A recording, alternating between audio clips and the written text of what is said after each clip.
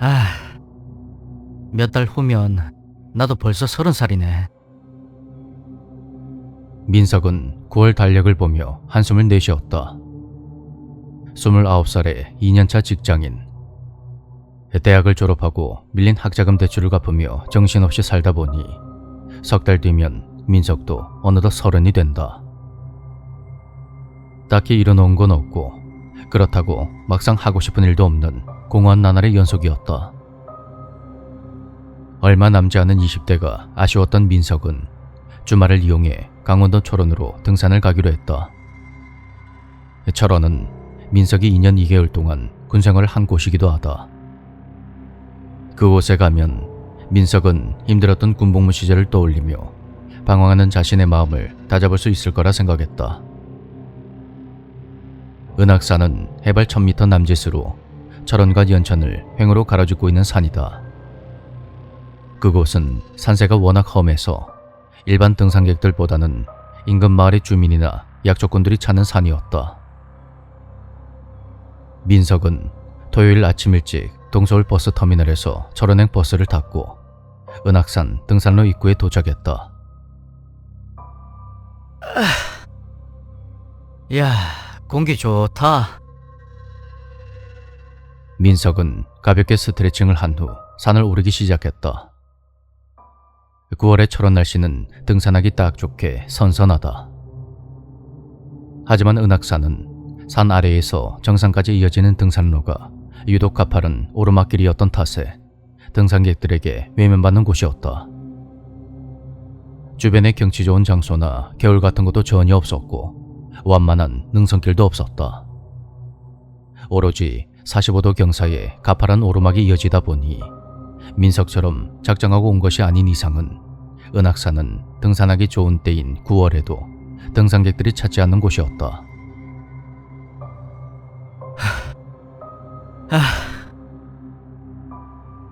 그렇게 1시간가량을 땀을 흘리며 열심히 산을 오른 민석은 중턱에 있는 칼바위 쉼터에 배낭을 내려놓은 후 미리 준비해간 과일을 먹으며 잠시 휴식을 취했다. 선선한 바람이 이마에 맺힌 땀방울로 스쳐 지나가자 그동안의 고민거리들이 하나둘 해소되는 느낌이 들었다.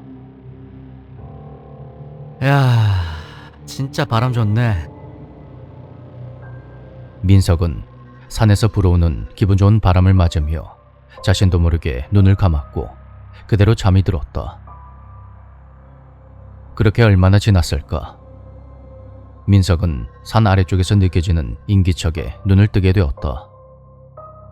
은악산 정상을 향해 산을 오르는 또 다른 누군가가 있었던 것이다. 민석은 짐을 챙긴 후 배낭을 메고 다시 출발할 준비를 했다.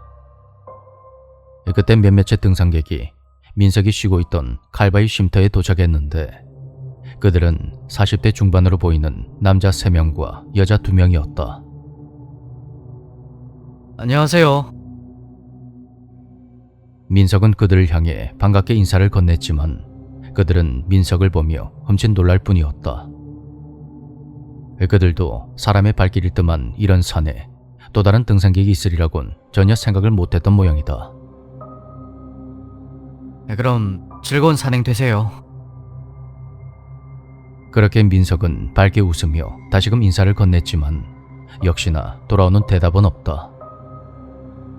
언젠가 회사 회식 자리에서 민석은 뭔가 불순한 목적으로 등산을 하는 중년층이 꽤 있다는 말을 들은 적이 있다.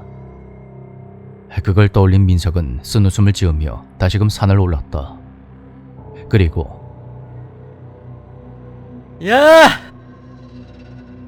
야, 경치 끝내주네. 드디어 정상에 오른 민석은 산 아래를 향해 힘껏 소리쳤다. 민석은 저 멀리 희미하게 보이는 철원 평야와 민족의 아픔이 서린 철책선을 바라보며 한동안 사색에 잠기었고 땀이 제법 식어서 한기가 느껴지자 다시 내려갈 채비를 했다. 칼바위 쉼터에서 마주친 등산객들은 그때까지도 산 정상에 도착하지 못한 상태였다. 민석이 그들을 다시 본 곳은 산의 정상이 아닌 하산하는 길목이었다. 그들은 정상에 오르는 걸 포기한 건지 민석보다 앞서서 산을 내려가고 있었다. 민석은 왠지 그들과 마주치고 싶지 않아서 그들이 먼저 하산하길 기다렸다. 마침 민석이 있는 곳에서 그들을 아래로 내려다보는 형태라 위치가 잘 보였다. 민석의 시선을 알아채지 못한 등산객들은 처음과 달리 시끄럽게 웃으며 수다를 떨고 있었다. 그들은 저마다 손에 커다란 검은 봉지를 들고 있었는데 산에서 약초나 산나물 같은 것을 채집한 것 같았다. 허가도 없이 산에서 저런 거 채집하는 거 불법인데. 참나. 그래서 아까 내를 그렇게 피했구만. 그런데 이상했다. 하산하는 인원의 숫자가 5명이 아닌 4명인 것이다. 아까는 남자가 3명에 여자가 2명이었는데 다시 보니 남자 1명이 보이지 않는다. 민석은 1명이 먼저 내려갔나 보다 하며 대수롭지 않게 여겼다. 그런데 이 푹 고아 먹으면 한 10년은 젊어지겠네. 어휴, 그러게. 겨울 되기 전에 몸보신 거하게 하겠네. 저기 옷이랑 신발은 잘 묻었지? 어휴, 걱정 마. 저쪽 구석에 잘 묻어놨으니까. 그나저나 아까 칼바위에서 본 놈이 영 찝찝하네. 근수가 제법 나가 보이던데.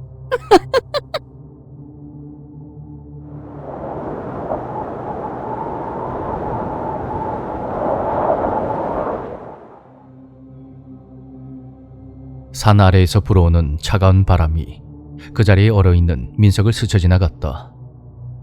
어딘지 모를 비릿한 피비린내를 안고서 말이다.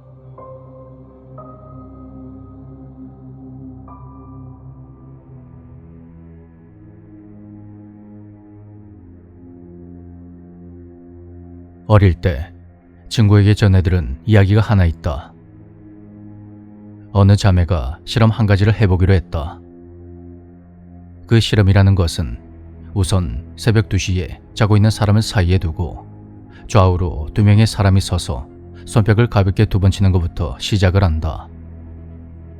그리고 눈을 감고 사신님, 사신님, 정말 무서운 걸 보여주세요. 이렇게 작게 중얼거린 후 3분 동안 눈을 감고 있다가 실눈을 살짝 떠서 가운데에 자고 있는 사람의 얼굴을 보면 그 사람이 세상을 뜨기 직전에 짓는 표정이 떠오른다는 것이었다. 내용 자체는 매우 쉽고 간단했지만 언니는 어디선가 들어본 것 같은 내용이라 생각하며 그다지 흥미가 동하지 않았다. 하지만 동생은 다른 사람에게 실험을 해보자며 언니를 졸랐고 자매는 주말에 아버지를 대상으로 해서 실험을 해보기로 했다. 아버지에게 딱히 나쁜 감정이 있었던 건 전혀 아니었다. 그저 그날 어머니가 외갓집에서 자고 온다고 했기에 집에 있는 다른 사람이 아버지밖에 없었기 때문이다. 자매는 아버지가 잠이 든 걸 확인한 뒤 조용히 안방으로 들어가서 실험을 준비했다. 준비라고 해봐야 양옆에 나란히 서는 것뿐이라 어렵지도 않았다. 이윽고 시간은 새벽 2시 무렵이 되었고 자매는 눈을 감고 주문을 외웠다. 사신님, 사신님. 정말 무서운 걸 보여주세요. 그 이야기를 진심으로 믿고 있었던 동생은 조금 무섭긴 했지만 심장이 묘하게 두근거리는 걸 느꼈고 옆에서 그저 동생을 도와주고 있던 언니는 냉정하게 3분 동안을 기다렸다. 그리고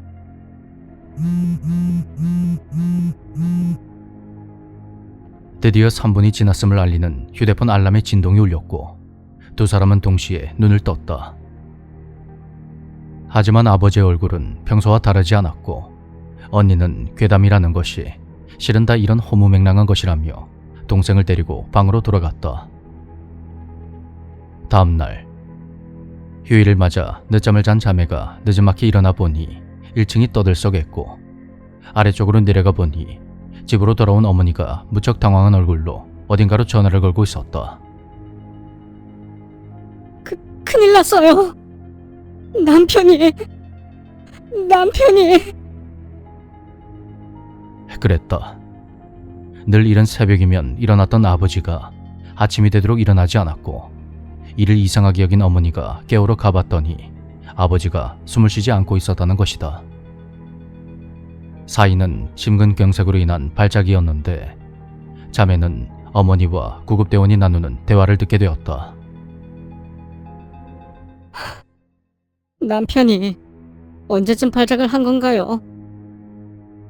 아직 자세한 건 모르겠지만 대략 밤 12시 전후인 것 같습니다.